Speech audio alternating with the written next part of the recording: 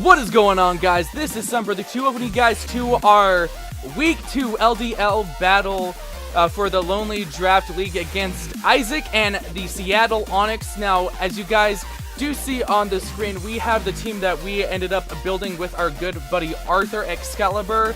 If you guys want to go ahead and check him out, the link to his channel will be down in the description, as well as the link to our team prep video. If you guys did miss that, please go ahead and click on that link down below. But as you guys do see on the screen, Isaac brought just about a lot of the different things that we were thinking of. He brought the Rotom Heat, the Mega Pidgeot, the Excadrill, the Alolan Muck, the Tapu Koko, and the Buzzwole. Now, so shockingly, he did not bring the Sand Team, and there were some thoughts in our head to the point where he might have brought the Sand Team, he might have not. So we definitely built a team, as you guys saw in the team builder, that, you know, we built for any potential situation with Sand Team and with not Sand Team. But let's go ahead and just jump right into this video.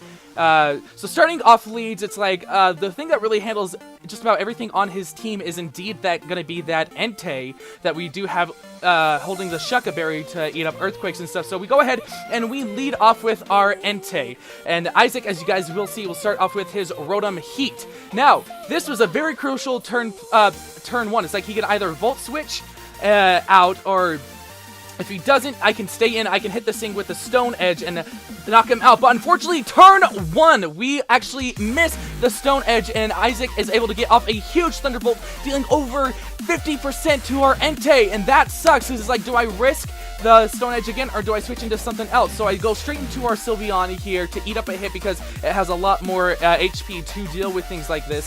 So I switch into our Faye, our Espeon, to go ahead and hit back with a Hidden Power Water, as the Rotom does go ahead and switch out, as he does send in that Muck, which is going to be Assault Vest, as I did predict and I did think. But the Hidden Power does come off, and it does, as you guys see, very minute damage. But of course, I don't want Faye to take any type of damage whatsoever from this thing, so I go ahead and switch into Walnut. Goes ahead and goes for the knockoff onto Walnut, knocking off its Iapa Berry, which is unfortunate. But here I'm able to actually start getting up our rocks and stuff, as he does switch out switch out of the Muck and go into the Pidgeot.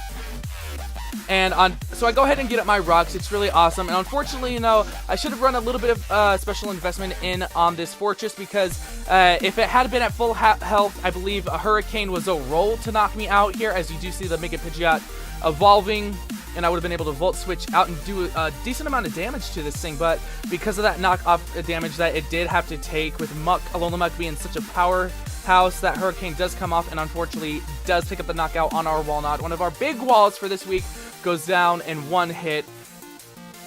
Now I do have Scotty coming in, and I immediately switch into this thing, not really wanting to chance anything, because I do have the Ice Shard, which didn't knock it out, but I wanted to bluff the Scarf, which worked out really well. So I do go for the Ice Shard here, just to play it safe more than anything, and I should have gone for a knockoff, if I'm 100% honest with you. But the Ice Shard does come off, does a little bit of damage. This Buzzwole was choice banded, as I did find out, as we do switch out, and it actually ends up going for an Earthquake, if I'm not mistaken, as we do go into 3 scoops.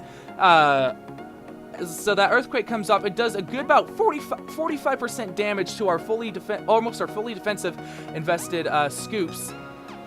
And so I'm like, do I debate here? Do I go for that Drain Punch, or do I go for that Bulk Up to try and hit harder? As we do see the Tapu Koko now come in, I decided to go for the Drain Punch, just to get a little bit more health back, because last week I didn't enjoy losing health too fast. So I went for the Drain Punch, just in case he switched into anything too good. And we do a really good amount of damage to this thing, almost bringing it down to half, allowing us to have a bit more health to work with. But I should have stayed in and gone for that Bulk Up, because as I do switch into Faye the Sylveon, we do see that this Tapu Koko is actually going to be a physical variant running Brave Bird, which is actually really nice for me, in the fact that Tapu Koko really could eat up a lot of hits, and so the fact that it's doing damage to itself was quite wonderful. Faye, another one of our more bulkier Mons, now is in the red, and so I'm just like, you know what, this isn't going how I wanted. That turn 1 Stone Edge really messed me up, and so I'm just going to let him do more damage, because I can still come in with Entei with more Brave Bird damage and extreme speed. I can come in with, and I believe that's what I wanted to do here. Yeah, I do send in the Entei to go for that extreme speed. And I believe Isaac actually ends up switching out here as I do go for the extreme speed. I want to say he went into, I can't remember exactly who he went into. He went into the Rotom, that's right. It's like, so I'm back in the same situation I was at the beginning of the game. As Rotom does take 25%, yeah, that extreme speed comes off. Remember, I'm not a banded Entei, so it's going to be doing a lot less damage. Bring him down to 50%. It's like, I need the Stone Edge to miss. And I missed the Stone Edge twice this game. Entei, what are you doing, my boy? I trusted you so much. Like, that first turn could have completely changed this battle, because, you know, Rotom wouldn't have been able to attack my Sylveon or anything. Entei wouldn't have had to die so early in the game or take that huge amount of damage. So Conkeldurr comes in, eats up the Thunderbolt. Citrus Berry pops, allowing me to hit it back with a Drain Punch, if I'm not mistaken, to get more health back. As I believe this will be able to knock it out. My only knockout in this game, unfortunately, spoiler alert ahead, guys. It's just that turn 1 really just messed everything up for me. So I go for the Mach Punch, end up getting that knockout. I'm sitting really nicely at about 45-50% health here, but then that Buzzwole comes in. And Buzzwole, I'm not really able to do anything much to it, as all I have is really knock off Drain Punch and Mach Punch with Bulk Up. Well, I could start bulking up if I wanted to. That superpower comes off, and that blows me back, which I totally forgot that Buzzwole actually got access to, which is really unfortunate. And it's just an uphill battle. It was an uphill battle from turn 1, which really sucks to say. So I go ahead and I send in Gus, our Mega Alakazam, to go ahead and take care of this Buzzwole. And I knew what was going to happen from here. He's going to go straight into that Alolan Muck, that Assault Vest Alolan Muck, because Draining Punch, Dazzling Gleam isn't going to be Stab. And with it being so bulky with the Assault Vest, I'm not going to be able to do anything to it. It just sucks that, you know, just from turn 1, Entei had to miss that Stone Edge, because if it didn't, this would have been an entirely different battle. Entei, it wasn't really my sweeper for this week, but it could have put in so much more work being able to hit the Muck on the physical side of things, as well as being able to take on something like the Excadrill later on with that Chuckaberry. But I try and, as I saw, that Muck didn't take any damage from that. I go and try and switch out into my Weavile. I get Pursuit trapped. I should have seen it come in and just attacked again, but Scotty comes in. Poor girl, you know, she's been last on the team for so long. I mean, for these past 2 weeks. But Low Kick did a decent amount of damage, I'm not gonna lie. If it would have done a little bit more damage, I would have liked to have said we could have had a potential chance if Gus was still around. But, you know, like I said, it's just really unfortunate. Isaac goes ahead and switch off to preserve the numbers for that 5-0 into Buzzwole. Nothing I'm going to do is really going to make a difference here. But yeah, it sucks. You know, your Salt Lake City Swamperts go down this week with a really unfortunate loss against the Seattle Onix with a 5-0 just because of two Stone Edges missing in the most inappropriate times.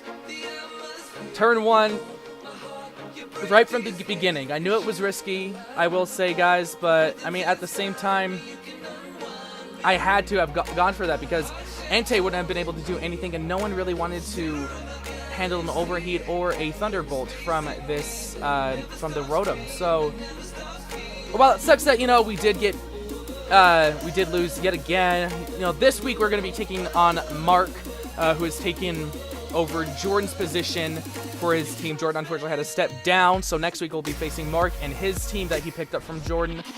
And we should be able to see the team builder for that hopefully sometime later on this week. But yeah, that's our battle against the Seattle Onix. I want to thank you guys so much for watching this post-commentary video. If you have any questions at all about who the TLTPG is, what the LDL is, or anything like that, you know, definitely go ahead and leave your questions down below in the comment section, as well as, you know, what do you think I should have done differently? Was leading with Entei, you know, the wrong move, or do you, because I'll be honest, it's like I knew that Rotom was going to be coming, that was going to be his lead, But it's like, should I have led someone else? Should I have led something like the Sylveon? Should I have led something like the Conkeldurr?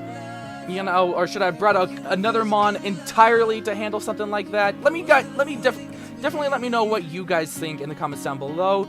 But with that, like I said, if you like the video, give it a thumbs up for your thumb, bro. And also make sure that you body slam that subscribe button if you want to see more content like this. I'm just going to get up out of here. My name is Number 2, you guys, and I'll see you in the next episode.